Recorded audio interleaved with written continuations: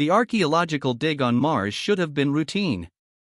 Dr. Elena Vesquez and her team had been excavating the Cydonia region for 3 months, searching for evidence of ancient microbial life. What they found instead would reshape humanity's understanding of its place in the cosmos. "Elena, you need to see this," her assistant Marcus called out, his voice trembling with an emotion she couldn't quite place, excitement mixed with something darker. Fear, perhaps. She climbed down into the excavation pit, her boots crunching on the rust-red sand. There, partially exposed beneath millions of years of Martian soil, lay something that should not exist. A structure. Metallic, seamless, and utterly alien, yet somehow familiar in its geometry. "Run a carbon dating analysis," Elena ordered, though she already knew the equipment would give impossible readings. It did. The structure was older than Mars's dead oceans, older than Earth's dinosaurs, older than multicellular life itself. 4 billion years, give or take a few hundred million. As the team carefully cleared more soil, the true scale of their discovery became apparent. It wasn't a structure. It was a door, 50 meters tall and 30 wide, inscribed with symbols that seemed to shift and writhe when observed directly. At its center, a handprint, 5 fingers, unmistakably humanoid. Marcus reached toward it before Elena could stop him. "Don't." Too late. His palm pressed against the ancient metal, and the universe held its breath. The door opened. Light spilled out from within, not the light of stars or suns, but something older and stranger. And with that light came a pulse, a wave of energy that rippled across the solar system at faster than light speed, announcing to every civilization within 1,000 light-years that something ancient and terrible had awakened. Deep within the structure, past corridors that defied Euclidean geometry and chambers that seemed to exist in more dimensions than human minds could process, they found it. The Guardian. It stood 30 meters tall, a figure of flowing metal and crystallized energy, humanoid in shape but distinctly other. Its body was covered in intricate patterns that glowed with soft bioluminescence, constantly shifting like breathing circuitry. Where its face should have been, there was only a smooth surface that reflected not images but thoughts, emotions, and memories. Elena approached it slowly, her heart hammering against her ribs. Around the Guardian's chamber, holographic displays flickered to life, showing star charts, battle formations, and worlds burning. A history lesson written in light and terror.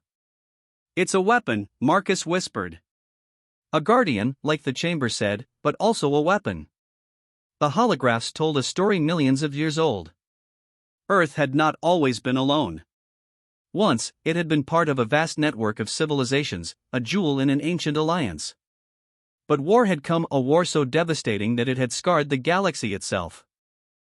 The enemy had been relentless, consuming worlds and harvesting civilizations. Earth's creators, whoever they had been, had built the Guardian as a last line of defense. They had seeded Earth with life, hoping that one day, when the planet's children reached the stars, they would be ready to claim their inheritance. The Guardian had been placed in stasis on Mars, waiting for the day when humanity would find it and trigger its awakening. That day was now.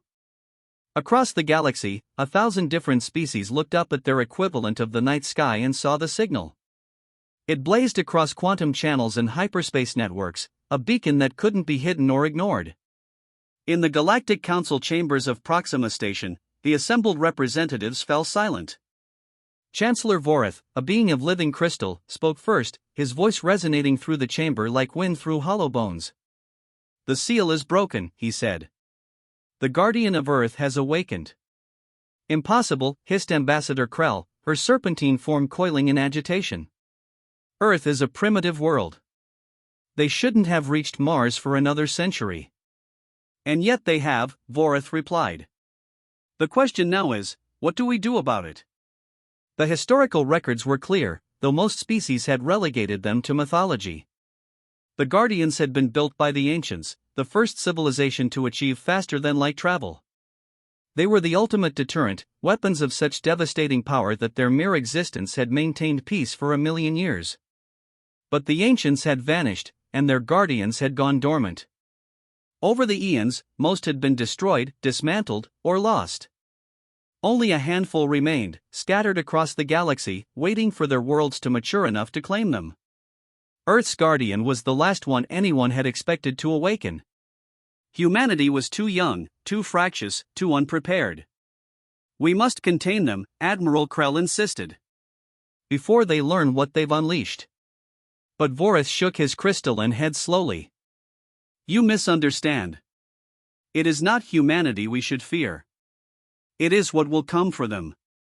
The words hung in the air like a death sentence. Back on Mars, Elena watched as the Guardian moved for the first time in 4 billion years. Its awakening was slow, deliberate, like a god remembering how to be divine. The patterns on its body pulsed faster, and suddenly, Elena could hear it not with her ears, but directly in her mind.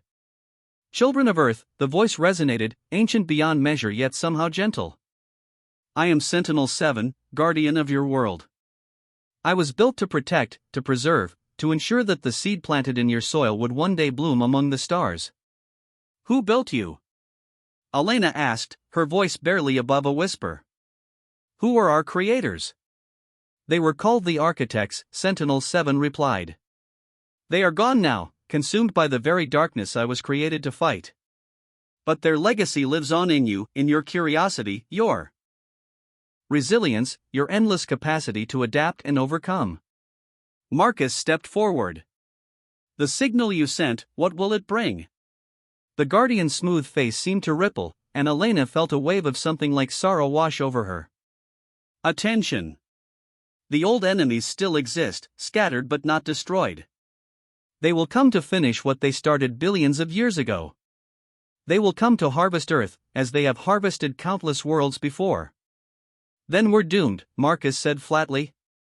"No," Sentinel-7 corrected. "You are awakened. There is a difference." The Guardian raised one massive hand, and a holographic display materialized in the air. It showed the solar system, but not as humanity knew it. Hidden beneath the surfaces of moons and asteroids, buried in the Kuiper belt and scattered through the Oort cloud, were hundreds of structures like the one on Mars. "An army," Elena breathed. "You're not alone. You're part of a defense network." "Correct. When the Architects seeded your world, they prepared for this day. Weapons, ships, manufacturing facilities, everything you need to defend yourselves. Everything you need to take your place among the stars. But we don't know how to use any of this," Marcus protested. "We're not ready." Sentinel-7's pattern shifted to something that might have been amusement. "The Architects chose Earth because your species possesses something rare in the galaxy: adaptability. You wage war with the same passion you pursue peace. You create beauty from chaos and meaning from suffering. You are, in many ways, the Architect's finest work." The Guardian moved toward the chamber's exit, each step causing the ancient Martian soil to tremble. "The enemy will arrive within your years, perhaps decades. I will teach you. I will prepare you. And when they come, humanity will not stand alone." On Proxima Station, the Galactic Council watched their sensors with growing dread. The Mars signal was spreading, activating ancient systems throughout Earth's solar system. The humans didn't just have one guardian, they had an entire fleet of ancient technology awakening from its long slumber. Chancellor Vorith turned to the assembled representatives, his crystalline form refracting the light into rainbow patterns. "We have a choice to make. We can view humanity as a threat and attempt to contain them, or we can remember why the Architects chose that particular world to be their final bastion." "And if we choose wrong?" Ambassador Krell asked. "Then we will face the same fate as the Architects," Vorith replied simply. "Humanity's guardian is awake. The galaxy will never be the same." On Mars, Elena stood beside Sentinel-7 as it gazed up at the stars. In the distance, Earth hung like a blue marble against the infinite black, fragile, beautiful, and now, for the first time in its history, truly defended. The Guardian had awakened, and the galaxy watched in fear. But in that fear was also hope that perhaps, just perhaps, the ancients' final gift to the universe would be enough to stand against the coming darkness. Humanity's age of innocence was over. The age of the Guardian had begun.